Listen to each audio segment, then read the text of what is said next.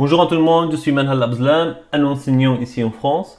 Voici la deuxième partie de mon cours qui cherche à vous apprendre comment appliquer un correcteur de type de fonction de transfert dans un microcontrôleur. Avant je continue, juste une petite remarque. En fait, moi j'ai changé le logo de ma chaîne de YouTube, comme vous le voyez. Ok, donc maintenant on va reprendre avec cette deuxième partie notre cours. Vous êtes prêts?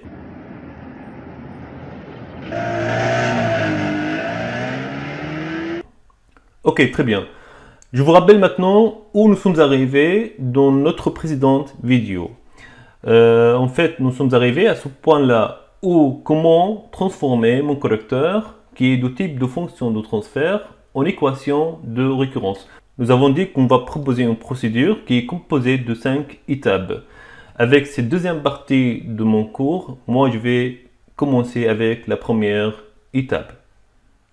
Voilà, maintenant le premier point dans cette étape, c'est qu'il faut en fait avoir la forme factorisée de ma fonction de transfert.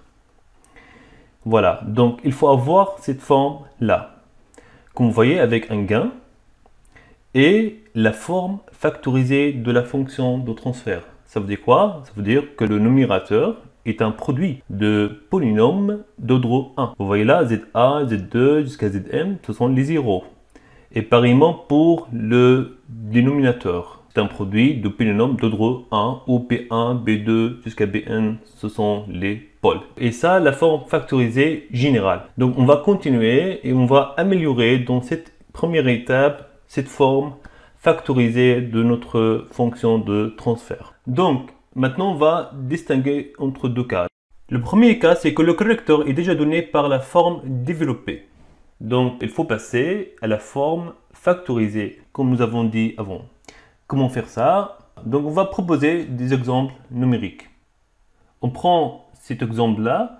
En fait, on a cette fonction de transfert. Donc, il faut passer à cette forme factorisée. Comme vous remarquez, on a un numérateur d'ordre 2. C'est pour cela qu'on a un produit de deux polynômes d'ordre A. Et on a aussi un dénominateur d'ordre 4. C'est pour cela qu'on a un produit de 4 polynôme d'ordre 1 et c'est la forme factorisée générale. Mais on va continuer à améliorer cette forme factorisée. Maintenant, il faut trouver le paramètre k, le gain k. Vous remarquez, donc si moi je développe ce produit-là et je développe ce produit-là, donc je peux remarquer que le coefficient du monôme de plus haut degré est égal à 1. Et pareillement pour le dénominateur. Le coefficient du monôme de plus haut degré, c'est égal à 1. On peut appeler celui-là le coefficient dominant. Comme vous voyez, le coefficient dominant pour notre dénominateur est égal à 1, donc il n'y a pas de souci pour le dénominateur. Mais par contre, pour le numérateur, le coefficient dominant est égal à 2. C'est pour cela qu'il faut diviser le numérateur par 2. Donc comme ça, on peut trouver le paramètre k, le gain k, qui est égal à 2 ici. Donc, maintenant, la deuxième étape, c'est qu'il faut trouver les zéros et les pôles.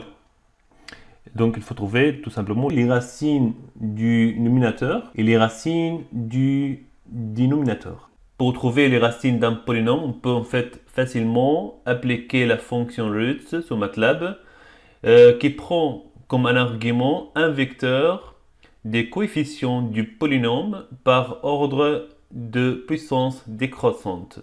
Donc, il faut noter que le numérateur ou le dénominateur, chaque polynôme est ordonné selon les puissances décroissantes. Donc, pour le numérateur, pour trouver les zéros, on peut mettre ce vecteur des coefficients comme suit.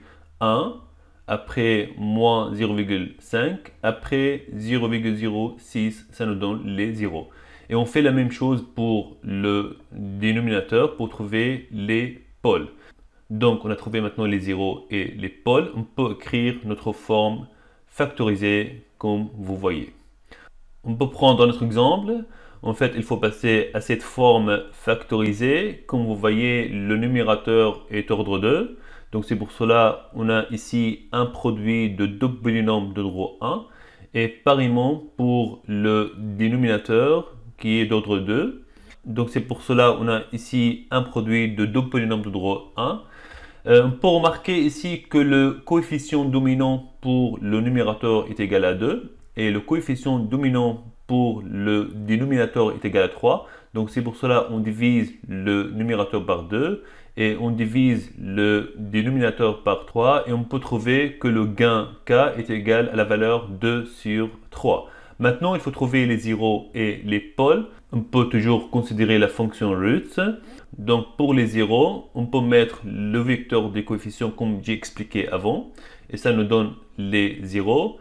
Mais par contre, pour les pôles, juste faites attention à quelque chose. En fait, ici, on ne peut pas mettre 1 et après tout de suite moins 0,25. Il faut mettre tous les coefficients du polynôme. Donc on met 1, après 0, après moins 0,25. Il faut considérer tous les coefficients du polynôme qui est ordonné selon les puissances décroissantes. Et ça nous donne les pôles. Et comme ça, on a les zéros et les pôles et on peut trouver facilement notre forme factorisée. En fait, on peut aussi trouver la forme factorisée avec une autre méthode.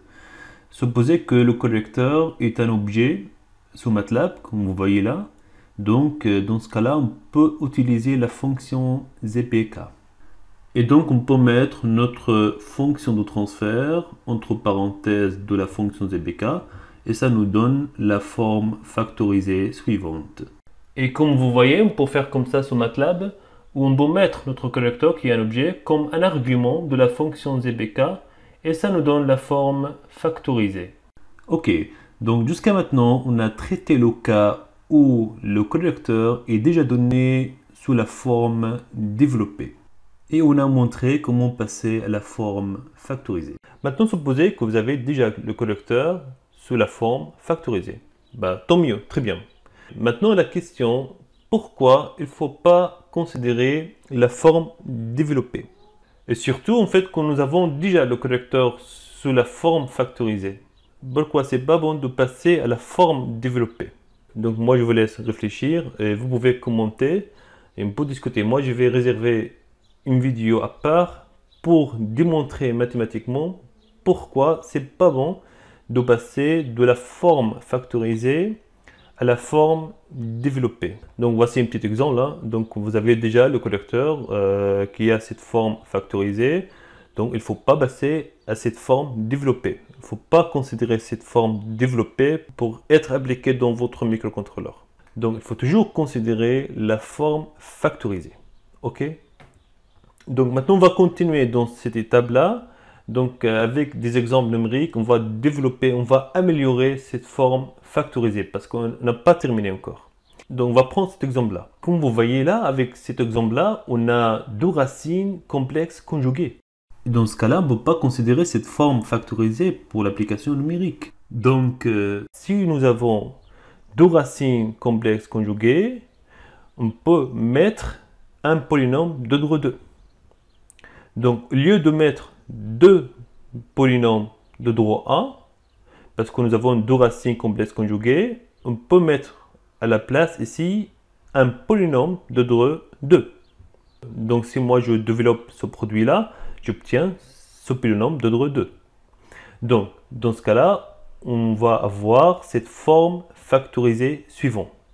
On a ici un polynôme de droit A parce que on a ici une racine réelle. Pareillement pour celui-là, on a ici une racine réelle. Et pareillement ici, on a une racine réelle. Mais par contre, ici, on a deux racines complexes conjuguées. C'est pour cela qu'il faut considérer un polynôme de droit 2. On prend notre exemple numérique. On a ici, comme vous voyez là, deux racines complexes conjuguées. Et on a ici, dans le numérateur, on a deux racines complexes conjuguées. Donc dans ce cas-là, on va avoir ici un polynôme de droit 2. Et ici, on va avoir un autre polynôme de droit 2. Et donc, on va considérer cette forme factorisée. Voilà, donc c'est le deuxième point dans cette étape-là. C'est que, en fait, toujours, si on a une racine réelle, on considère un polynôme de droit A. Mais par contre, si on a deux racines complexes conjuguées, on va considérer un polynôme de droit 2. Et pareillement ici pour le dénominateur. Ça peut avoir aussi plusieurs polynôme de droit 2, hein. Ça dépend combien on a des racines complexes conjuguées. Maintenant, on va continuer avec des exemples numériques pour améliorer notre première étape. Donc, supposez maintenant qu'on a cette forme factorisée. Mais par contre, on a ici un intégrateur z sur z moins 1. Dans ce cas-là, on ne peut pas le laisser comme ça. Il faut mettre cet intégrateur-là juste devant notre gain k. Et le reste sera mis après. Donc, on met le gain après l'intégrateur et le reste. Donc, on aura au final cette forme factorisée. Le gain k et l'intégrateur si on a un intégrateur et le reste. Donc voilà, c'est le dernier point dans cette étape-là. Donc, on a le gain k. Si on a un intégrateur, il faut être mis ici, juste après le gain k, et après le reste. On a ici, c'est n de z, c'est un produit d'ordre 1 si on a des racines réelles, et on a des polynômes d'ordre 2 si on a des racines complexes conjuguées. Et pareillement pour d de z. Voilà, c'est la première étape. Donc, il faut avoir cette forme factorisée. Et voilà, c'est la première étape dans notre procédure. Ce n'est pas fini, ce n'est pas fini. Merci d'attendre les prochaines vidéos où je vais expliquer les étapes suivantes de notre procédure qui est considérée pour appliquer un correcteur du type de fonction de transfert dans un microcontrôleur. Merci de vous abonner à ma chaîne, ça va aider la chaîne bien sûr et ça va aussi permettre de ne pas rater aucune vidéo où je peux mettre en ligne. À bientôt. Merci pour votre attention et à bientôt.